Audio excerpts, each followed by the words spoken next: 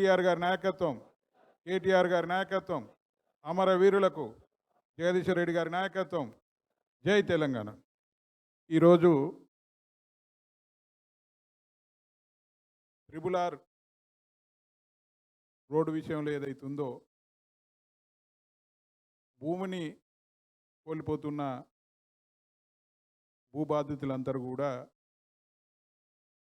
కేటీఆర్ గారిని కలుస్తాము, ఒక్కసారి కలిసి మేము సమయం తీసుకుంటాము, కేటీఆర్ తోటి ఒక సభను ఏర్పాటు చేసుకుంటాము, లేకపోతే ధర్నా ఏర్పాటు చేసుకుంటాము, సమయం తీసుకుందామని ఒక మెసేజ్ పెట్టగానే 3 రోజుల సంధి పోలీసులు నానా ఇబ్బందులు పెట్టుకుంటా ఉన్నారు. అయినా కానీ అక్కడి నుంచి తప్పించుకొని ఇక్కడికి వచ్చిన వాళ్ళు చాలా తక్కువ మంది, ఇంకా కూడా అక్కడక్కడనే మిగిలిపోయిన వాళ్ళు ఉన్నారు. ఇంత మంచి కార్యక్రమానికి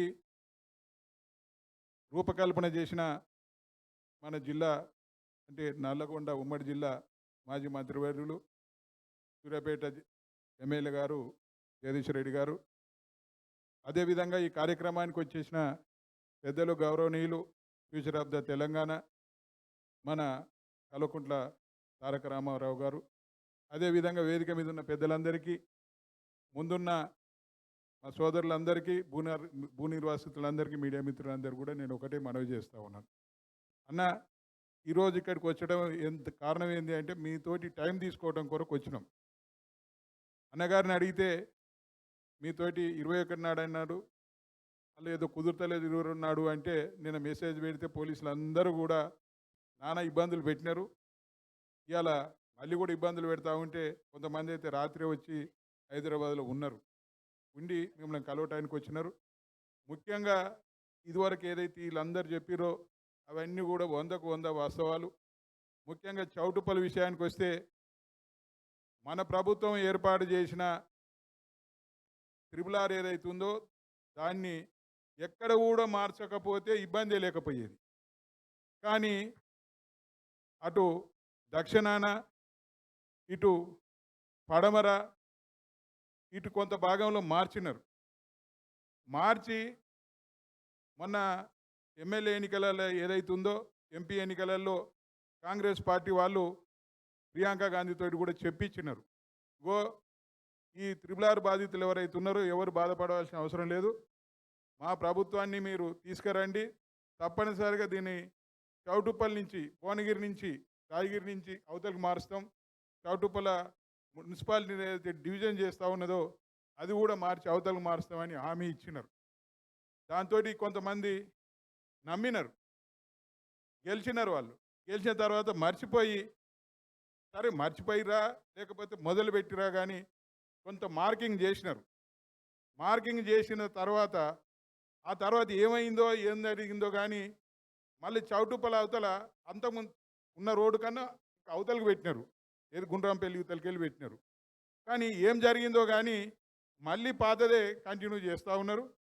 అక్కడ రింగు కూడా సుమారుగా ఒక 100 ఎకరాలు రింగుకే పోతూ ఉన్నది.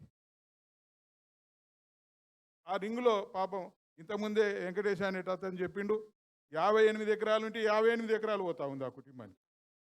కుటుంబం ఉన్న అయితే ఏదో జరిగిందనేది వాస్తవం. అంతకుముందు మంత్రి గారు ఏది R&B మంత్రి గారు ఏదైతే ఉందో ఏమేమో మాటలు పలికినాడు. ఏది ఎంత లెక్క 40 కాదు 60 కిలోమీటర్లు మారుస్తామన్నాడు. మా దగ్గర ఉన్న ఎమ్మెల్యే కూడా గదే చెప్పిండు. కానీ తర్వాత ఈ ఈ విషయంలో ఎన్నిసార్లు కలిసినా కానీ వాళ్ళు ఆన్సర్ ఇవ్వటం లేదు. కారణం ఏంటి అంటే అందరూ అనుకుంటా ఉన్న సమస్య ఏంటి అంటే పీవీసీ వాడు గడ్డేస్తే ఆ గడ్డి వీళ్ళు తిన్నారు, మంత్రి గారు ఎమ్మెల్యే గారు తిని తప్పుడుగా కూడా పడుకున్నారు అనేది, ఆ గడ్డేస్తే తిని ఈ రైతుల నోట్లలో మట్టి కొడుతూ ఉన్నారు అనేది ప్రతి ఒక్కరి ఆలోచన విధానం.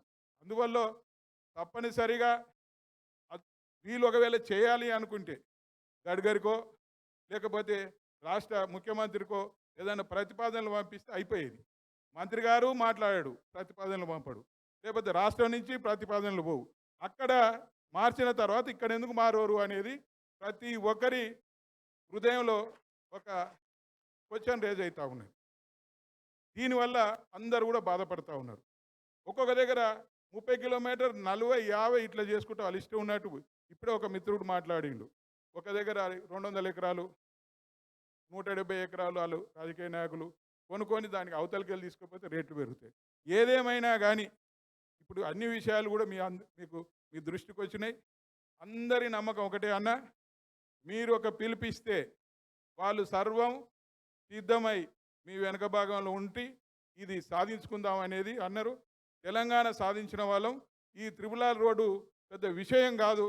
ఇవాళ ప్రభుత్వం లేకపోవచ్చు, కానీ వచ్చేది మళ్ళీ కేసీఆర్ నాయకత్వాన మళ్ళా ఈ ప్రభుత్వం వస్తుంది. కాబట్టి తప్పనిసరిగా ప్రభుత్వం వచ్చినాకనైనా వీళ్ళు ఎన్ని గజెట్లను ఇయ్యని ఏదైనా ఇయ్యని అది మార్చి మళ్ళీ ఒక శాస్త్రీయంగా ఈ రోడ్డు నిర్మాణం చేపట్టే అవకాశం ఉందన్న. తప్పనిసరిగా మీరు హామీ ఇస్తారని మీ హామీ కొరకు చూస్తూ ఉన్నారు. ఒకరోజు మీరు డేట్ ఇస్తే పెద్ద ఎత్తున అన్ని రాష్ట్ర నలుమూలల నుంచి వచ్చి ఆ ధర్నాను విజయవంతం చేసుకొని ప్రభుత్వం దృష్టికి మీ ద్వారా తీసుకెళ్ళడానికి సిద్ధంగా ఉన్నారన్న. కాబట్టి మీరు దాన్ని ఇప్పుడు మన పెద్దలు గౌరవనీయులు